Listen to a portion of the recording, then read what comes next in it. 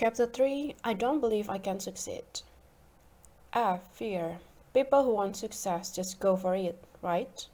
People who want success don't give up, right? The fact is, people who want success do a lot of things, and people who want success do get a certain way to achieving that. However, how is it possible that two people with the same experiences, the same skills, the same education, and the same opportunities can end up with a different level of success? My dad was once labeled a fool because every summer he literally locked up his courage to take his family on holiday for 6 weeks. You are crazy, they said. No one will do business with you, they said.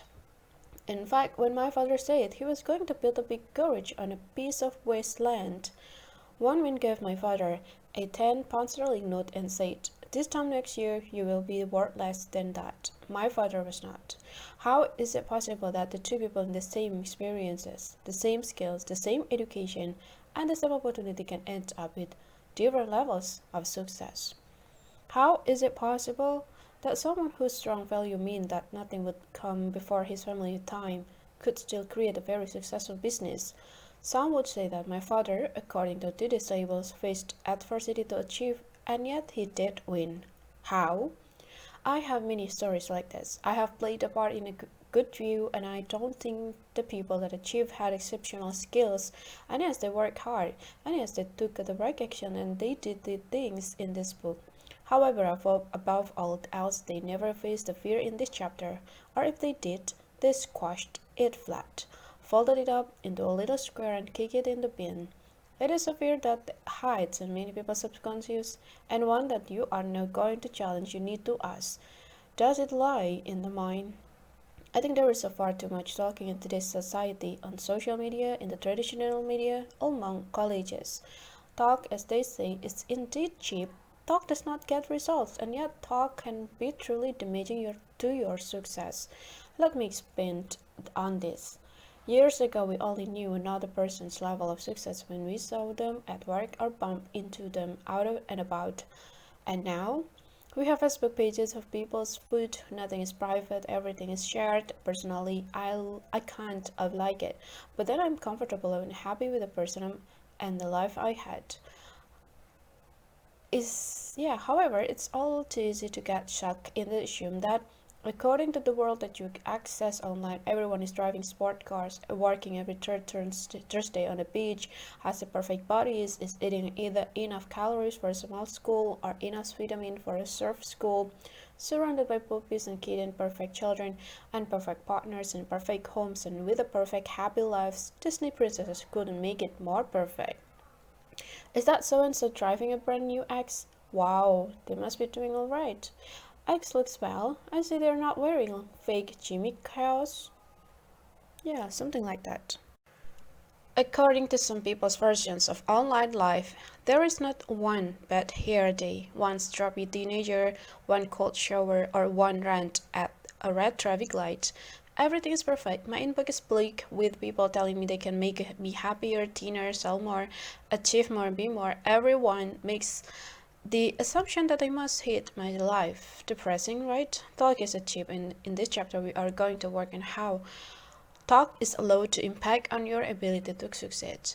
When working with a client, so often they are able to list a million failures, but when I ask them to tell me about their successes, the list is not so long.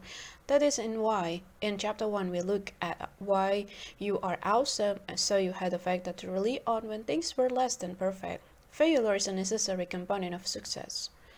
But so often, as someone nears the true success that they really aspire to and really crave, the failures show up and they walk away. Is it? It is when the failure feels really scary that you have got to keep going. You might have heard Winston Churchill's legendary quote, "Never, ever, ever give up." And although it's true, I feel this sentiment has been diluted with the ocean of motivational posters and quotes plastered across our social media that have turned it into white noise. And thus, when someone is actually so very close to what they really desire, they can often allow the fear to take them away from their goals. On many occasions, I have seen a business decide to rebrand, or a business owner go and get a real job, or someone back down from what they believing because of this fear, and it is the fear that says, I won't succeed. What gives you the right to go through life assuming you will fail? Imagine if you got up every day and assumed you were unlikely to make it work in the car, or that it was statistically unlikely you would survive making a cup of coffee, and what impact could that have on your mindset if you constantly assume that death was about to happen at any moment in every day, and more than anything, wouldn't it be exhausting, demotivating, defective?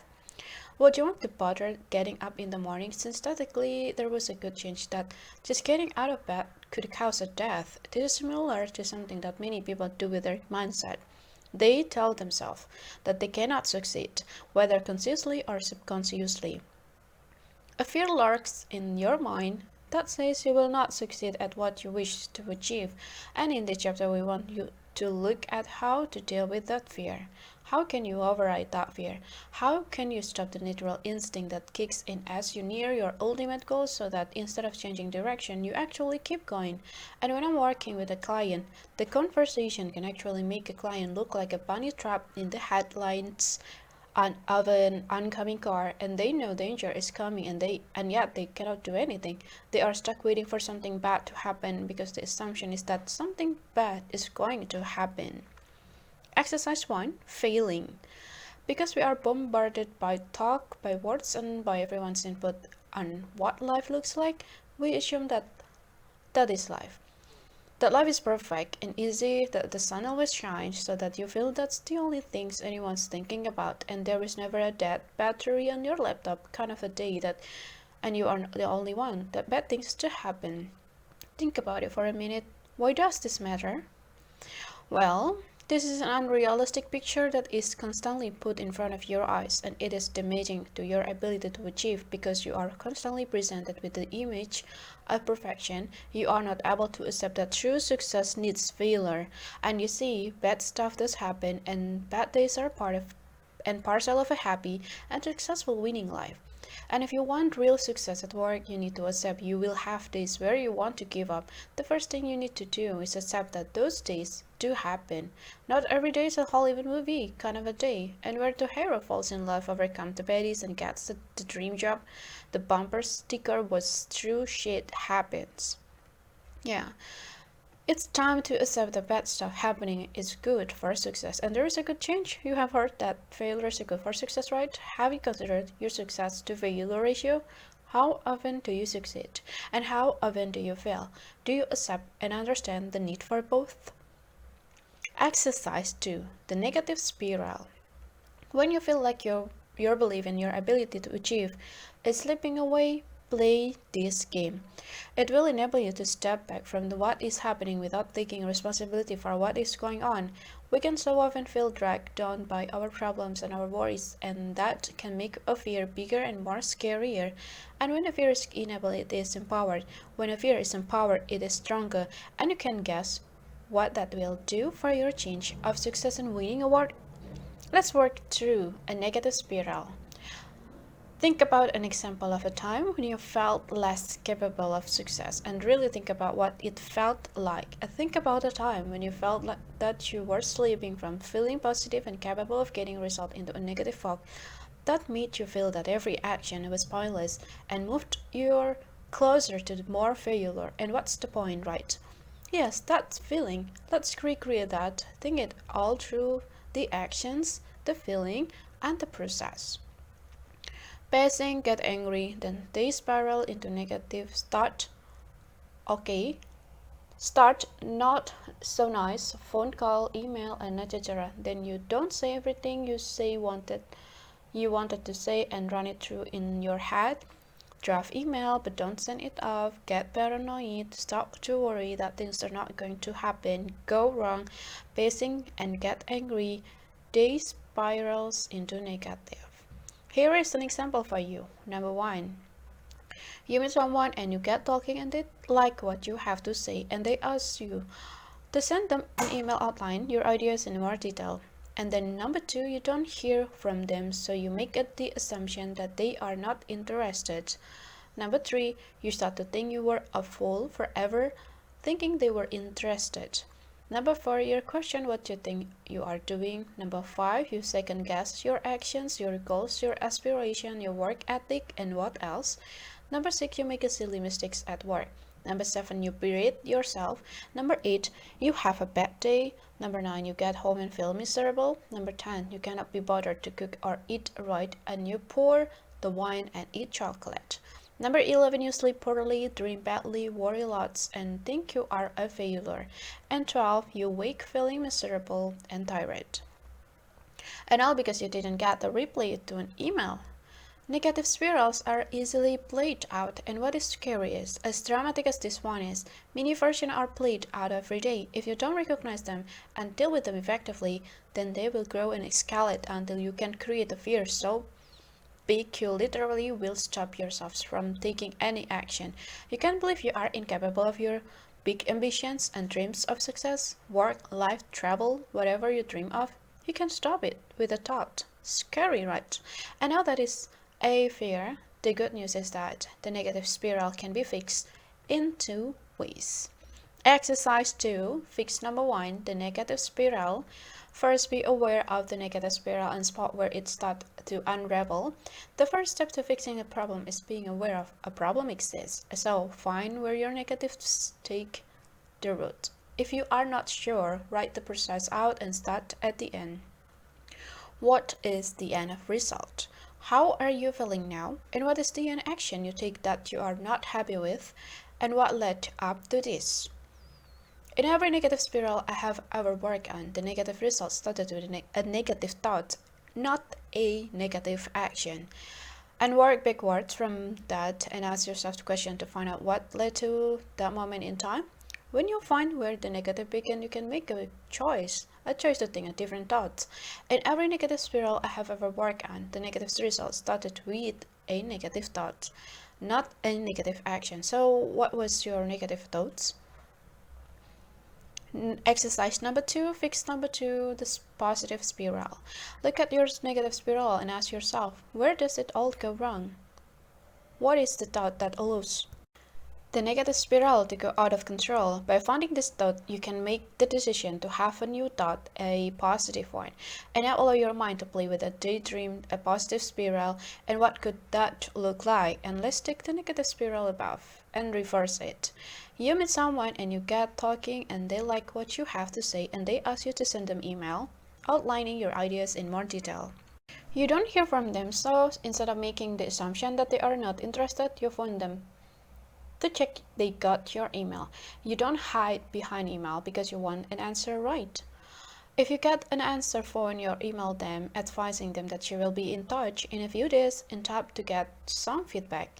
You think how great it could be if it worked out, and that is the big difference. You think how great it could be. All too often we allow our minds to wander into a bad place and assume the worst, and we never think the best is going to happen. Exercise 3, the what if game. If you want to success, then you need to start assuming it could happen. So as you get to grips with controlling your negative spiral and readjusting the balance, start playing the what if game and list all the great things that could happen. What if they loved it and had hunted me? What if they want to roll it out to every branch in the country? What if I end up as a CEO? What if this leads to my dream job? Go on, imagine you are 10 years old. Do you remember when you were 10 and someone asked you what you wanted to do when you grew up and you still thought it was perfectly reasonable to be an astronaut, pop star, fat and bad tester? Well, why not? It's only by limiting your thoughts that you limit that you can create. So why would you limit what you are capable of achieving? Why would you limit what you are capable of achieving? Exercise 4. Play the crazy version of the what if game. Play the what if game and imagine the most amazing, far out, crazy, fantastic things happening, and these things do happen to some people. Why not you? This is a new way of thinking what the what if game can help to your success. Fear struggles to hide when you have fun and make the game beyond fun and make it silly. Take the what if game one step too far and you see, fear does not cope well with being ridiculed. It relies on you accepting that it's real. Fear relies on you needing it, and when you muck around and play it rough it gets crossed, and then you can see fear for what it really is and something that is just the way of your success. And when you can see something as an obstacle, you quickly work out how to get rid of it. You can even get surreal. For instance, imagine the person that loved your idea phoned your office and said, yes, it's that good. We want you to take ownership of the company. We are going to throw in a bucket of puppies, a few private jets full of kittens, and make you president of the world. And so we knock up some bank's note with your face on now. It sounds silly, doesn't it? I think yes. But just by making the game this tough, your brain starts to take some of the sting out of the fear for you. How can you fear succeeding if you think it's so tough? And this game also allows you to expand the reach of your success. Too often we think small, restricting our goals and our ambitions, and this crazy game enables you to think bigger than you would ever normally dare. Exercise 5. The What If Game to Distraction. Now you have played the what if game, you can appreciate the power of your thoughts over the action you make and how they can manipulate what you choose to do and how that impact on your belief about your ability to achieve. What about taking that the other way? What about playing the what if game, the distraction? When I work with the people that face the fear, it can help to deal with the fears head on. And we have all heard the saying, what's the worst that can happen? And in fact, we probably don't think about the worst that could happen about 75% of the time. And I would guess people think about the most obvious negative thing that could happen, and no one said it would happen. It's just easy to allow your brain to slip into negative thought. So what about taking that easy natural lapse one huge step forward? Let's play the what if game, the distractions, and imagine the worst case scenario. You meet someone and you get talking and they like you what you have to say and they ask you to send them email outlining your ideas in more detail. You don't hear from them, so you make the assumption that they are not interested. You think you are fool and they know you are a fool too, and you assume you have phoned your current boss or customers to tell them how rubbish you are and that they should get rid of you and never use you ever again. And they post your picture on the 6 o'clock news, and the news reporters is saying that you are a public enemy number one and should not be engaged with, employed, or talked to under any circumstances. You lose your home and your job and move to a cave of mud and live a life of rainwater. Now, that's worst case scenario. Is this likely to happen? Of course not, right? However, it makes you challenge what you think, right? Is it really likely they hate you? Is it really likely they are not interested? Or is it more likely that they are just busy and haven't had a chance to reply yet? A. Actions. Assumptions. What assumption do you make when it comes to your ability to succeed? Do you assume your boss hates you? Or do you assume your work colleagues dislike you? Or maybe do you assume your work is below standard? Or do you assume that you are rubbish at public speaking or new technology or learning things? Do you assume people are talking about you? Or maybe do you assume people are not interested because they didn't reply to your email or answer phone message the same day? Did you only receive the message today? So why do you make the assumption that the other party is sat there with nothing to do? See how it works. We make assumptions that stack up in fear's favor to prove that our worst fears are true, and the assumption follow to grow and manifest as ugly blight on our success at taking our change of winning at work. So stop that assumption right now. I find assumptions are so dangerous. They are fears waiting to manifest. Assumptions are like a baby fears waiting to mutate into the fears you hide in your subconscious. So what assumptions are you making? Assumption and fear, a dangerous combination, and they are undermining your success rate because you enable them to. You allow them to sneak in, whisper in your ear, hey, you don't really think you can do that, do you? Assumptions are allowed to grow and manifest as ugly blights on our success, at taking our change of winning at work. Facts, the real ones. Now we have played the what if game to get your brain thinking about what you choose to think, and let's look at your fact. What is your basis for fact? Is your belief that you will fail rooted in fact? Have you always failed? What proof do you have? There will be plenty of example of actions you have taken, things you have done and achieved in your life where you have succeeded. So write them down, remember them, and know on a good day what will power up in a bad day. And knowing what your successes are can really help when you are having a bad day, when you feel like things are failing, when your thoughts are overriding fact. It's important to remember the real fact and not let these false thoughts overpower the truth. That is when your fear is allowed to work on your success. We talked at the start of this chapter about too much talk. I don't think there is too much talk in our society, and it can really damage our success rate. We constantly compare ourselves to the person next to us and what we are choosing to desire or achieve. Are we really successful? Are they more successful, or am I? Who cares? Stop monitoring success according to your internal parameters and not according to the person next to you, and don't give the other pressure to live up to someone else's version of life.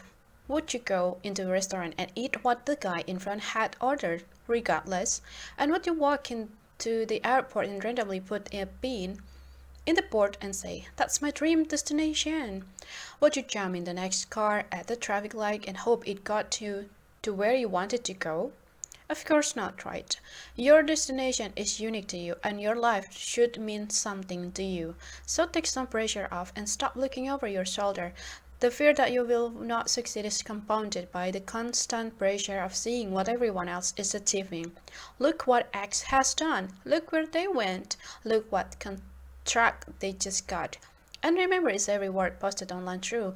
The fact seems to get forgotten when we are comparing ourselves to everyone else. Influencers. I think a massive downside of our engaged and interactive life is that we know what everyone is doing all of the time. And this I would like you to ask yourself. Am I influenced by what I read online? Do other people's viewpoints impact on my charity choices?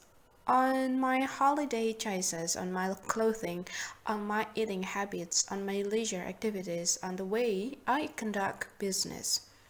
Do I feel that my own voice is still heard, or do I wonder what my own voice sounds like in there? If you measure your life against everyone else, how can you know if you are getting the result you know? Or do you just use the other people as a good guide so you feel comfortable and reassured in your own goals and ambitions? If you feel pressurized into what you write online and or what you think, is it time to consider the impact that the world around you is having on your success?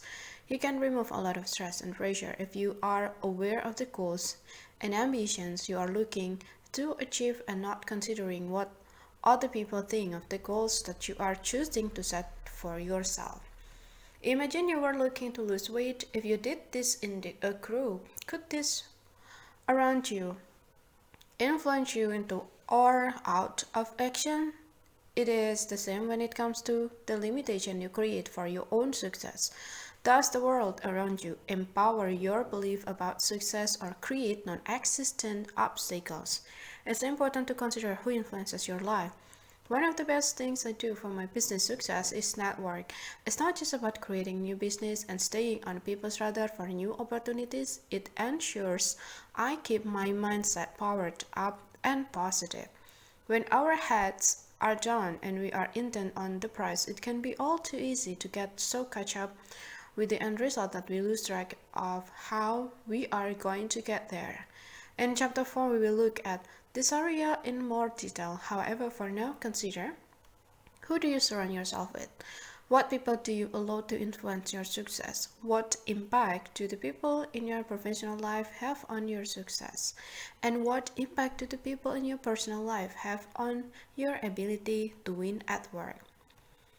Because maybe you want success and yet you wobble in your belief that you can achieve. Are the people around you powering up your change of success or powering up your fears? Result.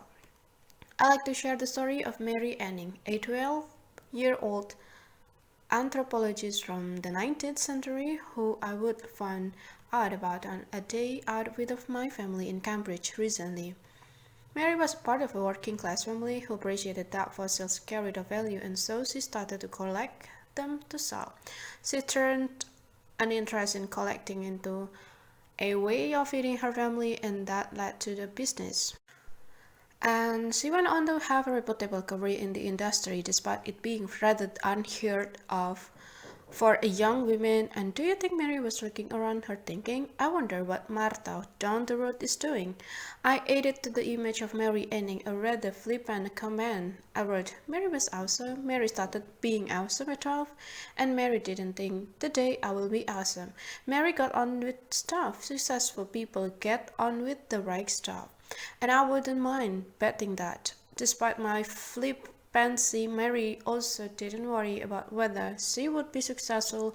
Mary just got on with what she was doing, because that was what she felt needed to be done. It was the necessary course of action, and it felt like the necessary course of action because Mary concentrated on what Mary was doing rather than what Martha or anyone else was doing. When I was one of the UK's youngest automotive body shop managers, I don't think that on any day of my career I ever got up and contemplated about that thought. I just got up and got on with running across the workshop, working out and what size bolt was needed to get the car out of the customer. And I think the ethos of the Nike company has never been more true. Just do it. And in the world of motivational saving on the social media, we need a little less talk and a little more action, and be more like a Mary Annie and worry less about thinking about doing it and worry more about doing it.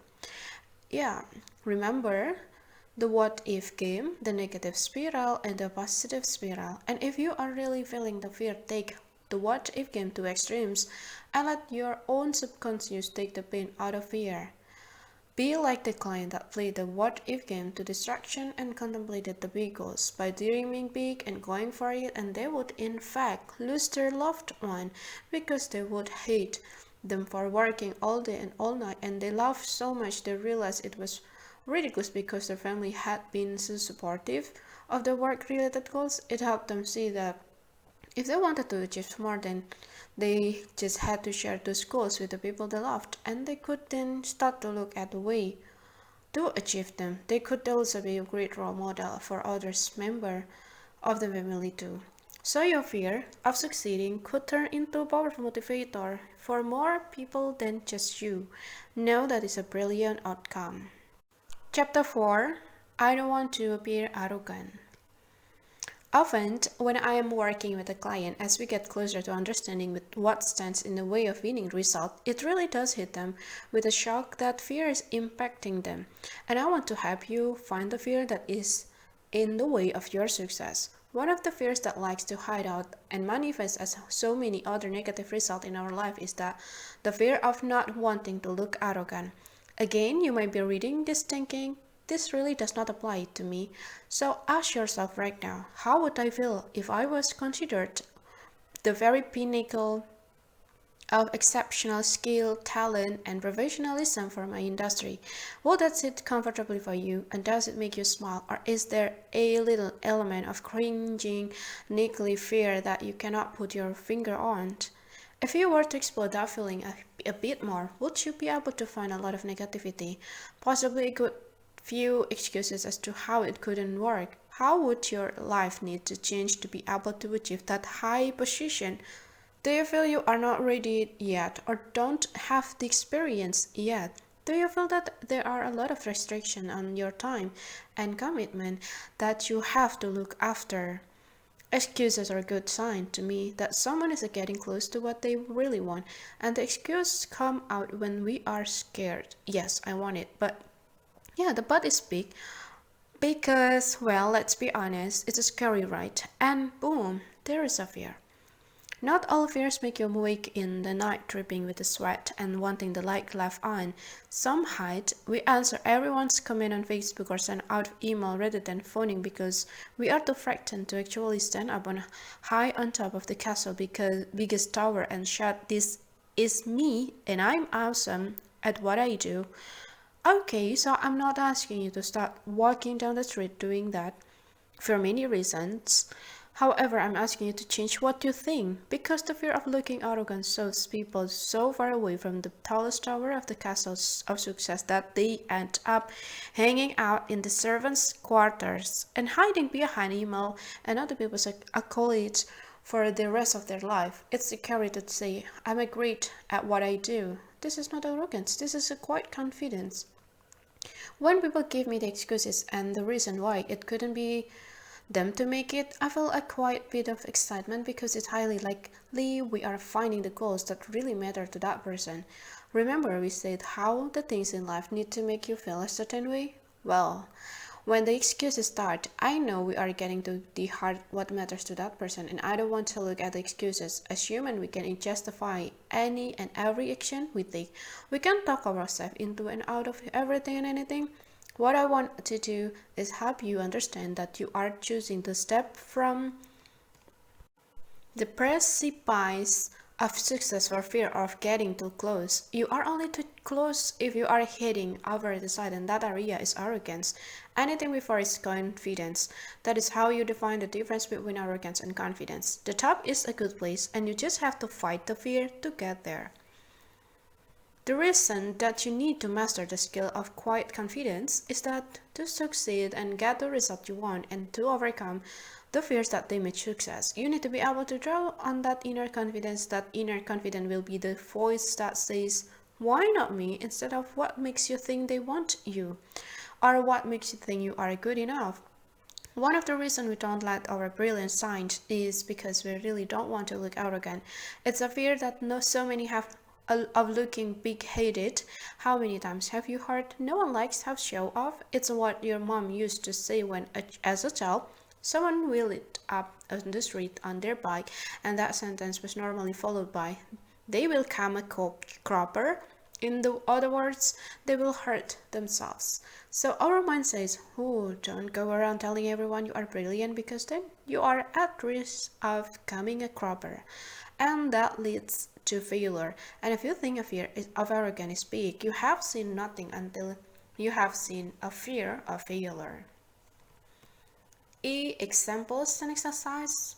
Firstly, let's look at arrogance. We have all had to endure a person with a subtlety of a brick who has a way of creating an atmosphere that makes everyone in the room feel uncomfortable, because to them, everyone else is a lesser being compared to them.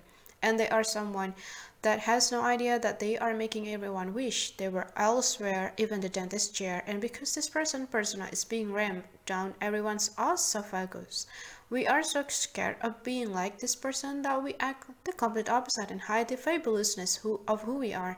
You may think that is superficial, girly command, but every time you have made anyone, male or female, do the exercises in the chapter, it has created the same result. Example 1. A business owner told me how they had a big ambition for their company, and together we planned them out. We broke them down into years and months, into weekly goals, and we looked for the pitfalls and the beliefs, and as we worked together, something became very clear. They had a strong belief that was heavily impacting on their success rate, regardless of their ability to retain staff, gain new customers, or have a social life. They believed it was arrogant for them to assume that they could stand head and shoulders above their competitors. They said to me, who am I to say that we are better than anyone else? I don't want to divulge what we discussed. However, the tools for result are in this chapter, along with some great little games that you can use to trick your mind back into positive thoughts and a real result. Cool, right? Our brains are sneaky toads at the best of times. Just as you think you have got a handle on what you are thinking, you will find you are walking into something new or a little different, and you will become aware of the new thought. As you play with it, it becomes pliable like a putty in your hands, and if you have really listened to this book, you will stop your thoughts in their tracks and say, oh, hold on there, this thought is not helping me, and that's what I want to see happening for you in this chapter. And when the business owner questions, why us? I asked, why not you? Example 2. I was once in a room full of business owners discussing their startup businesses, and one of the business owners was asking me how to get their business seen online, and we were discussing how they needed to stand out, which is in essence what this chapter is about. You need to have the confidence to stand up and be you, and to step up and have the confidence to say, I am awesome. This business owner said, but what we do, so many other business do.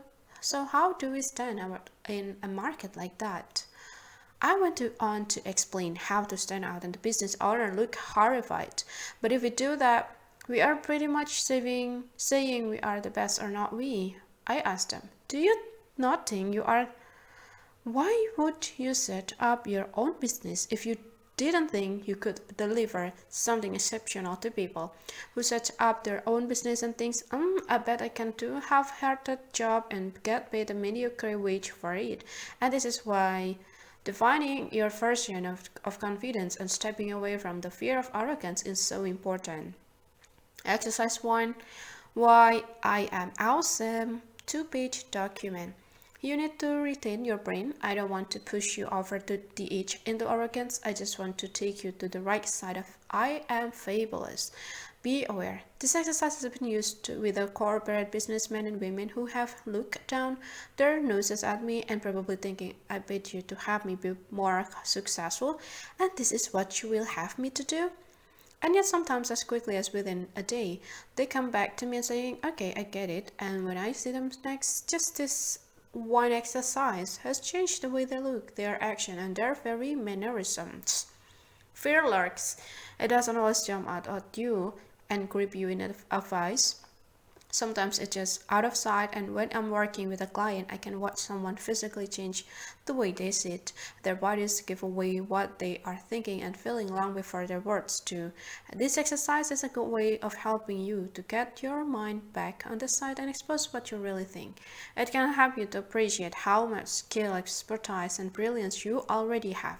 As humans, we are always striving for more, which in so many ways is great. However, the downside of this is that we don't stop to appreciate how good we already are. So many times I have changed a person's mindset in less than an hour just by helping them reframe their attitude to who they already are at this moment in time. Before you start looking at what you need to change, what you need to develop and work on, look at what is already rather awesome. I want you to write with old-fashioned pen and paper a 2-page A4 list of why you are awesome and what results do you get. Good results? Okay, for some people this is easy. It rolls out of their mind and onto the paper with no effort. The pages will be full in minutes. If that's the case, are they really the things you are most proud of? Do they really define the things you want to stand up and be known for around the world? Bad results? If you struggle to find 2 pages of awesomeness, dig deeper. You see, in my experience, we rarely see what other people see. We are the world's worst at accepting compliments, dismissing them, and knocking them aside as if they never happened. Try and remember every compliment you have been given, from the compliment on your outfit to be the nice comment on that report you wrote. It's always fascinated me how, if you are good at something, you assume that everyone else is good at it too. On the other hand, if you are not good at something, you berate yourself for being stupid and assume the rest of the world are expert at it. And why are we so hard on ourselves? Still struggling? If you want a lasting success, you need to learn to hear compliments. And the first person you need to hear them from is yourself. So think, what moments in your life are you proud of? Did you plan a wedding and have everyone say it was the best day of their lives? Did you have the best adventure on holiday? These things didn't happen by accident. You put the trip together, you planned it, you took action and made it happen. And how did you make it special? These are some of the skills that you need to get on your 2-page list. Because if you don't say nice things to yourself, why should anyone else? If you don't say nice things to yourself, why should anyone else? Becoming more aware of what your internal voice is saying means that you can actually get a word in each ways and say the right thing to yourself. Ask yourself this: if I agree to say the wrong thing to myself, then what am I agreeing to? How could your thoughts be impacting on your action and your results at work? And if that does not get you into action, ask yourself, Am I really prepared to say the wrong things to myself and stop myself from winning at work? And remember how we talk about having a strong enough desire to take action, how a goal should make you feel giddy with excitement and make you think, well, yes, let's do this. Asking this question should cause you enough pain to make you ask yourself, why would I accept anything less than what I want in life? Once you have your two-page list of why you are awesome, remember you're not suddenly going to start walking into the office or the local store and shaking people's hands saying, hello, my name is X and I'm awesome, and now that would be arrogance. This is about creating quiet internal confidence that keeps you strong and powerful so when things go wrong, and let's be honest, the happiest, most powerful lives still have things go wrong, you will have the inner confidence in yourself, your skills and experiences to say it's all good. Exercise 2, the arrogance me game. As you build your confidence, it's all too easy that the fear of arrogance will sneak back and you could find yourself second guessing choices, wondering whether you should go for it. You can play this game to find out if you really have anything to worry about. 1. Imagine what an arrogant version of you would look like. Take it to a silly level, make a version of you that is practically a caricature. Number 2, see yourself walking into work and shouting loudly, good morning everyone, please don't forget I'm gorgeous and better at everything, thank you. See yourself strutting through the building, swaggering like something of a catwalk with a look that says, I'm better than anyone on this planet. Heck, say that out loud to everyone in the room. No, does that sound and feel ridiculous? When we experience fear, sometimes we can bring ourselves back to a more productive way of thinking by just being silly. The next time you worry that you are too close to the precipice and fearful of telling someone that they should recruit you for the job, I give you that the big opportunity, play the above game and imagine the worst, most arrogant version of you in that scenario, and you will be able to see that you are a million miles away from being anything other than fabulous. Remember, this is about fighting fear to get what you want, and you have to get yourself on your side. And now, how will you know that you have achieved quiet confidence? What does quiet confidence look like to you? A for action. When you work with a coach, you have someone there that will confront and challenge you in the beliefs that limit success. They will hunt out the fears that you didn't even know existed and help you question your own thinking so that you can see the damage your negative thoughts can have on your actions and ultimately results. If you cannot have a coach there every day, then you need to work on getting your confidence levels in order. Practice as much care, attention to detail, and kindness to your mindset as you would to your teeth and your hair and any other part of your body. It is belief of mine that we spend so much time looking after our bodies, yet we rarely check the quality of our thoughts. And yet, if your thoughts are not positively charged, they can damage the result of your actions. If you want greater odds of winning at work, then you need to have an internal belief in yourself that takes you to the right side of the confidence. For instance, do you have a big meeting today? What was the last thought you let wander through your mind before you left the house? Are you faced with a new challenge today? What do you believe about your ability compared to that of your work colleagues or competitors? And watch out for this action that you may have taken in the past, and here are some ideas as to how to deal with them from today. When someone asks if you know anyone that can deliver training on X, you recommend a competitor or colleague. You appreciate that you have the skills although you have not delivered training, however you have sat on enough training courses and have enough transferable skills to be able to learn to do a great job at this. And you are in a meeting and they look for someone to lead a project, everyone knows the people that are good at it. And it's not you. You would love that change. You know this project is coming to the table, so you work out your natural talent, plan how you will confidently share your intent to be heavily involved, and you aim to lead this project, if not this one, the next.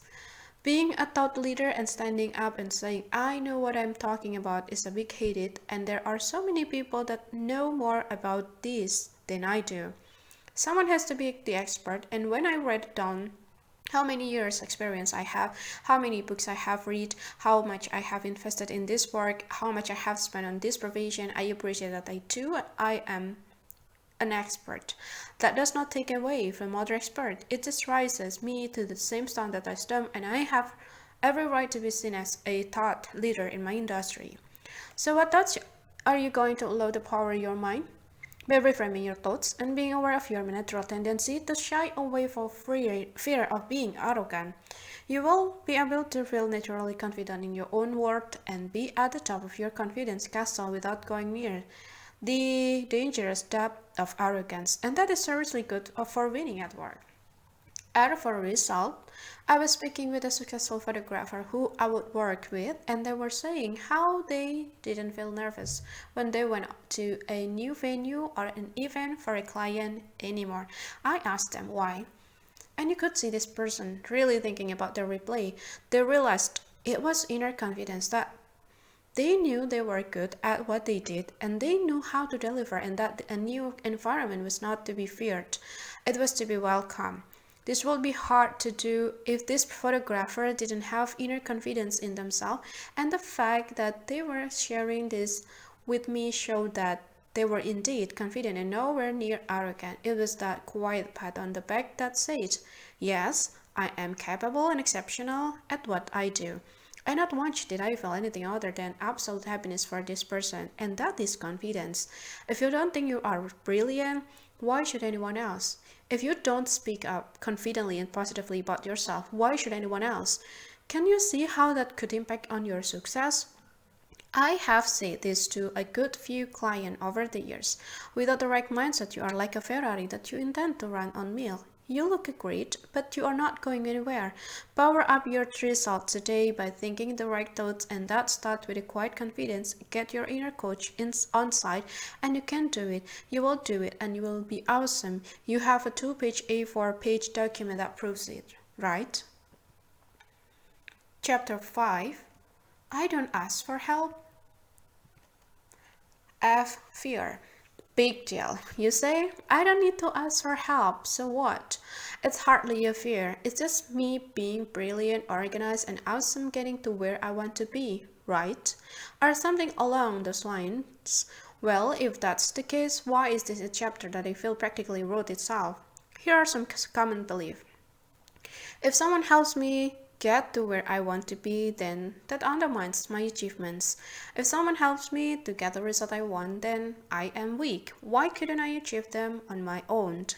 No one can ever know that I don't know how to get to where I want to be and that I'm struggling. If they find out, I will get eaten alive. I cannot ask for help. How stupid will people think I am if I couldn't get this done on my own? Everyone else copes. And so on and so on. Sorry to depress you while you read, folks, on listen this audiobook.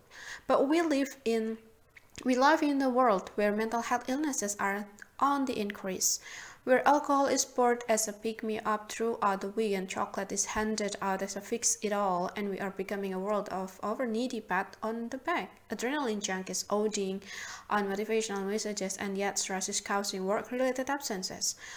People are addicted to their phones and cannot physically leave them behind for a meal, let alone a holiday, and life has never been more difficult to handle.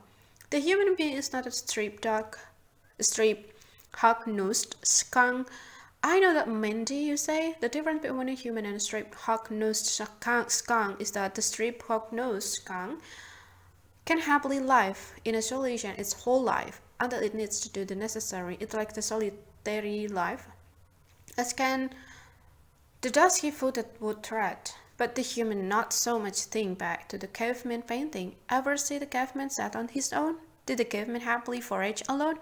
Of course not. The caveman did not become the human that lives in the civilization today because he went out to hunt a mammoth alone and he needed other humans, and humans are not solitary creatures by our very nature.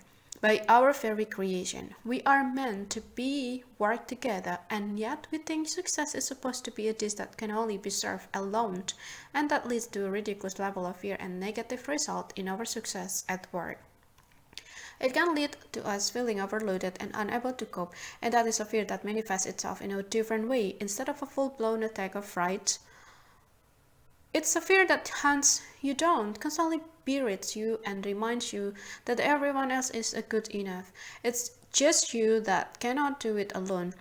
It's just you that fails. It's just you that's inadequate. Everyone else is capable of doing the long days, the tough commute, the busy lives. It's just you that cannot do it. Just you. When you read this now, you can probably see how crazy it sounds. However, the fact is that we rarely hold up our hands and say, no, actually, this is hard. I need some help. And it really does, and it really needs the exclamation mark, because instead of thinking things out logically and working out our goals and planning them step by step so that you can see well in advance the stages at which you could need more help and the stages when you will be able to get on with it alone. We leave it to build up until we feel totally overwhelmed, and it's only then, when we are about ready to snap, scream, cry, or kick something, that we say, no, I cannot do this alone. That is a sneaky, evil fear. That is a fear that not only damages your success, it whittles away your confidence, your self-esteem, and even your ability to believe you can succeed. And the first thing I want you to do, when it comes to dealing with your fear of asking for help, is to accept that it is a thing. Shall we kick it? Examples and exercises. I speak from experience here. Learning to get over a fear of asking for help was one of the hardest lessons I learned in business, and it was so often overt. I assumed it was overt because people thought I was incapable. On the contrary, people thought I was so capable. They wanted the opportunity to work alongside me, to learn something and to help me. Another reason people offered is because they just wanted to help me. There was no hidden agenda, no attempt to undermine my career or to take my promotion. It was a genuine kindness, just wanting to see me finish work at a decent hour. And for me, my instant thought had been that the person offering help wanted to take something from me, or that they were trying to ruin my success. And if in fact it spoke far less about them, far more about me, it spoke about my vulnerability, not about their intention. And in this chapter, I will share the tools and techniques that I utilized to get over it and win at work. Exercise 1, automatic response. To find out how the fear of saying no impacts on you, ask yourself if you are able to accept help, or do you think, I'm fine, thanks, I've got this covered, I can handle this.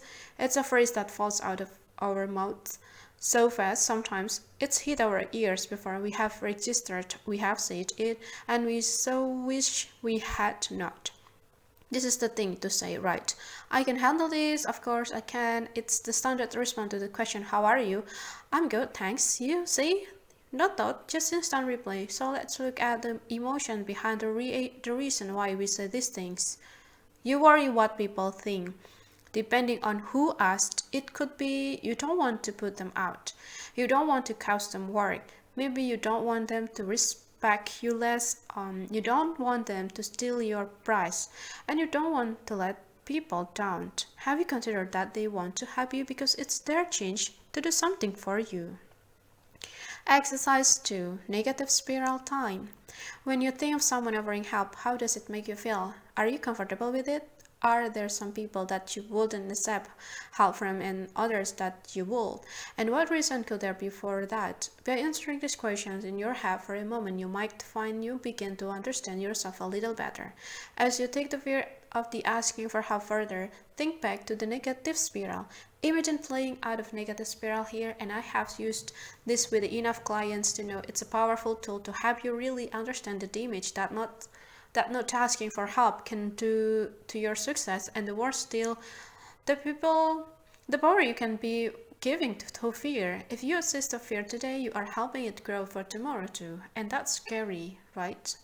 Allow the negative spiral to play out in your head now. Think about the time when you wanted to achieve a lot and you were up against it. And maybe you had a big deadline, maybe things were going wrong. Did you ask for help? Would things have been easier if you had? It's not easy to ask for help. And at this stage, I'm not asking you to imagine that you fixed it. I'm just asking you to think of the feeling of relief that you could have felt if you had known you were sharing that burden with someone else, and I have a feeling your shoulders might have dropped, you may have sighed with relief, and there may even have been room in your head to think, right, I think I may have space to work out how to achieve this with two pairs of hands and two brains working through to get the solutions we need. I only work in solutions, rarely problems. You see, success really is achieved when you ask for help. And if you realize as you read this and that your success being hampered by not asking for help is probably a very real possibility you need to play out a negative spiral. Power up your negative spiral to appreciate the result you are choosing to get. What is the likely course of event when you do everything yourself? And what does that lead to? What does that then mean?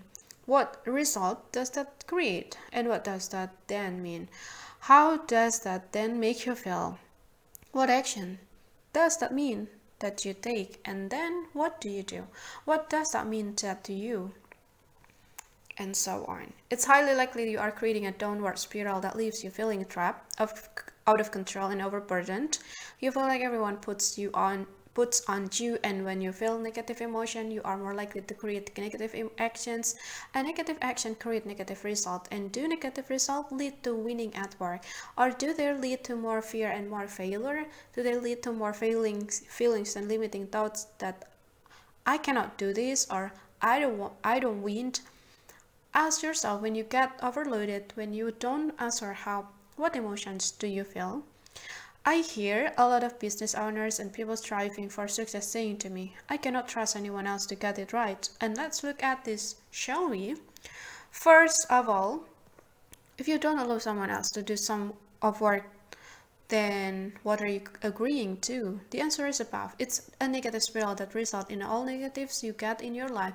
I want you to really feel it, really intensify your pain level. I want you to feel so uncomfortable about your negative spiral that you literally are moving in your seat and physically squirming. When I'm working with a client, I use questions like the ones above to have the client really feel the pain. Because when you are so aware of what you are doing to yourself that it feels embarrassing and uncomfortable, you will do anything to get away from it. Think about this now. This is an actual exercise. You may have a grip on life and say, I don't need any help at all at the moment. However, everyone has some moments in their life where they need a little help, and it's far better to know and appreciate how you feel, accept that preferred help today than when your head is busy with hassles, problems, and deadlines. Take a moment to think, what do I need to do or think to ensure that if and when I need help, I make sure I accept it and allow that person to do what I want them to do, so that I create a mental space to enable me to power up my success. Remember, if you don't create a solution for this, what are you agreeing to? Are you agreeing that whenever there is too much on your desk or your proverbial plate of life that you have to be stressed, overwork, screaming or crying on the inside and wondering why is life is so hard, thinking how will I get through this? And what impact could that have on your success? And therefore, it's better to take a moment to think this one through, right? It feels like a big deal to you that someone else comes in and steals your thunder. Start small. Don't give anyone mountains of your work. Just ask for the teeniest of help. Maybe ask for help with something that you could actually do in your sleep.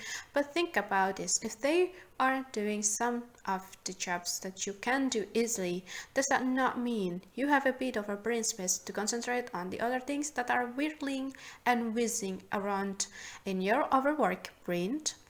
We have looked at why you should ask for help, and we have looked at how you ask for help. However, I think it's also important to look at how it makes you feel. It's important that you really learn to reframe the thoughts you have associated with asking for help so that the fear is quashed for good.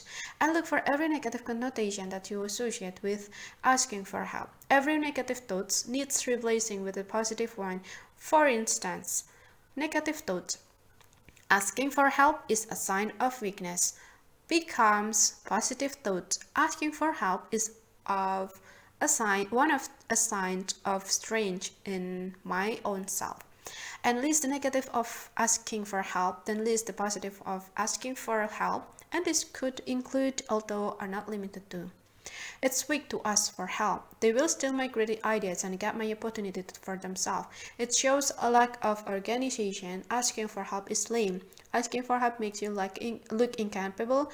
I'm not a child. I'm grown up. I should be able to cope. Successful people do it alone. They don't ask for help. I don't want people to think I'm stupid.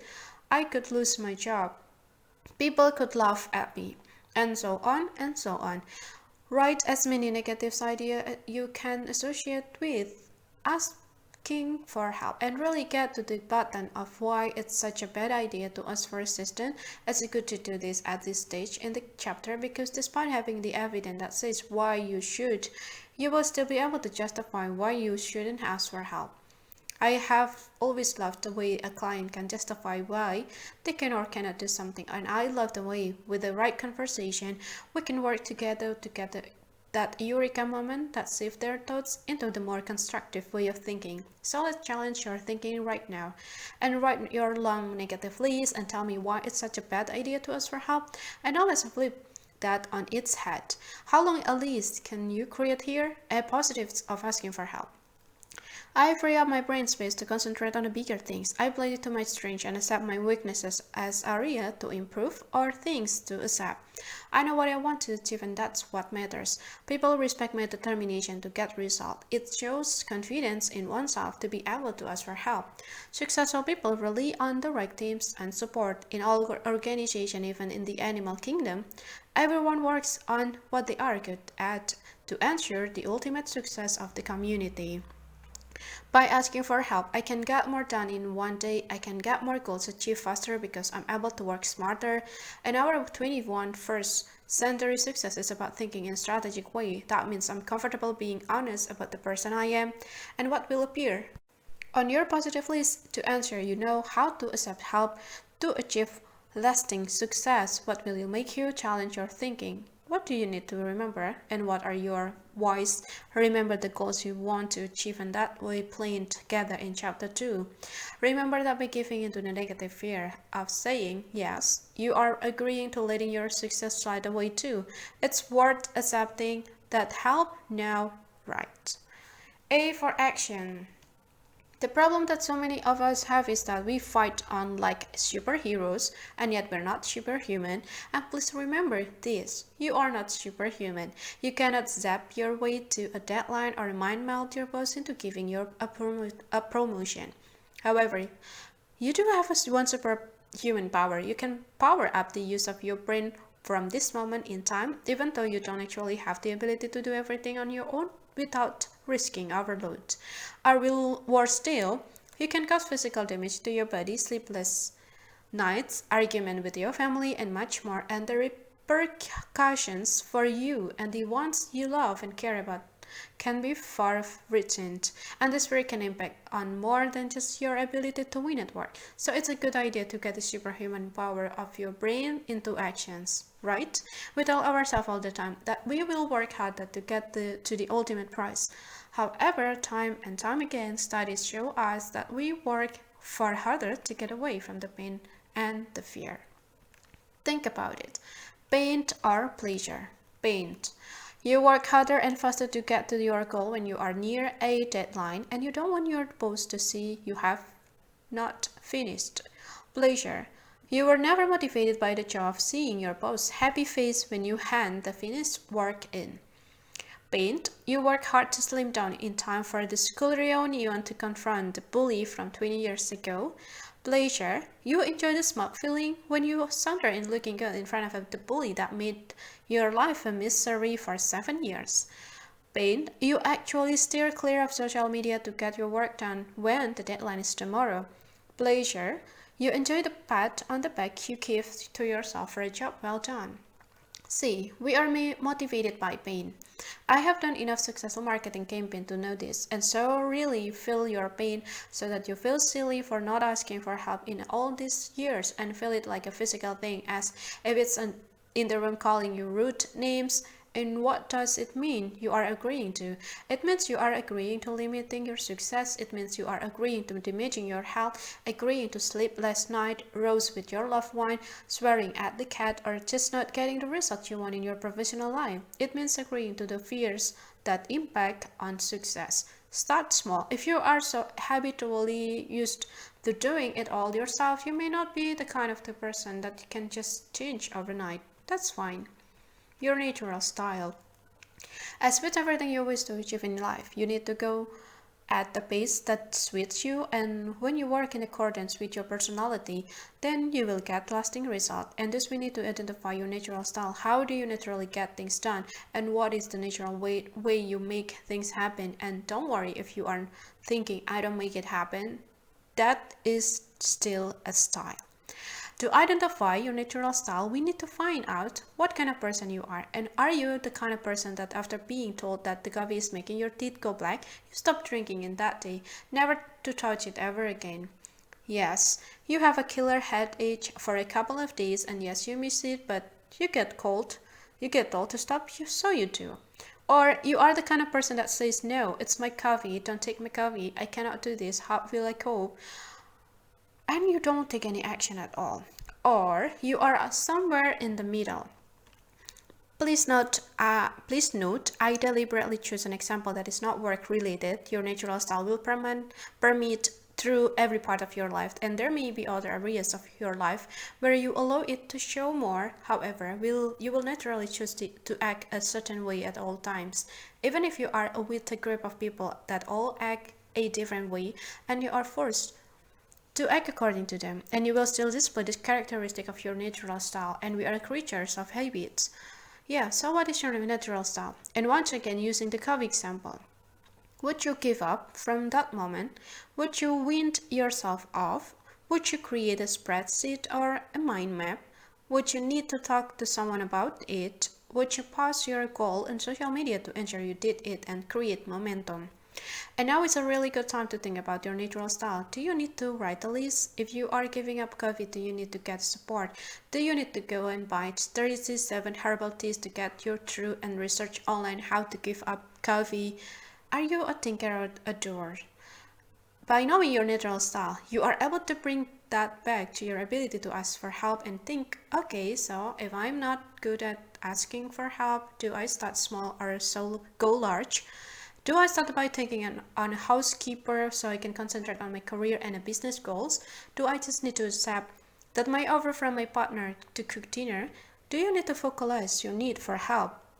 That in itself can be a massive obstacle. Think about it. When I asked you at the start of the chapter, how comfortable do you feel about asking people for help? Were there people that you wouldn't ask for help? So, of the ones that you could, will you? What will you say? You don't need to write the script, however, answer these questions. How will I word my request to them? Do I need to formally arrange a meeting, or will I just bring it up the next time I see them? In this way, you can start to think about the reality of asking for help, and so the next step comes when the offer is actually offered. How will you stand back and let it happen? I can tell you what to do. However, what are you going to do so that you challenge yourself to act in a different way from today? And how will you ensure that when you need help, you accept that you are going to ask for it, and you work out how you are going to get it, and you make sure you actually step back and let that help actually happen? Do you need to physically step away, or will it be enough to remind yourself of this chapter and acknowledge that by accepting the help, you are agreeing to power up your success and eradicate the fear that asking for help is an admission of inferiority, inability, or incapability? R for results. When this fear has manifested itself in a client's success, I have often had someone sit before me and want to dismiss what I'm saying, and then I have laid out the actions they have been taking, and as we have looked at the way they have been feeling and where it all started, they have had that little sparkle in their eye and had the real eureka moment. When I researched this chapter, I found it hard to think of one person that had achieved it all on their own. And did Richard Branson do it alone? Even when I think back to how incredibly hard my father worked, Did he do it on his own? No, of course not. He had my mother there, and together they were a team. He couldn't have done it without her, and although it's been a conversation around the family dinner table for years, all jokes aside, we have always been in agreement that great success comes from teamwork, and I couldn't be success if I didn't have the support of my husband and other key people. I couldn't think of one person that has achieved success alone, and the biggest names in the music had managers that were like their right arms.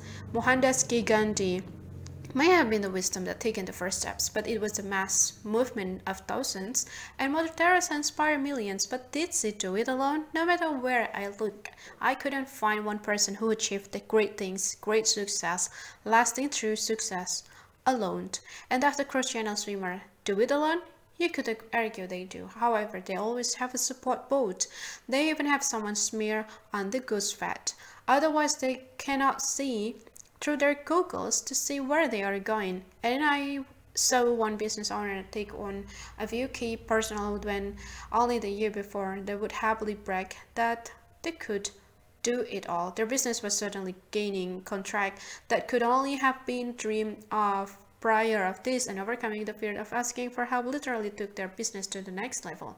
Overcoming your fear of asking for help appreciate that great success and winning at work is far more likely to be on the agenda if you fight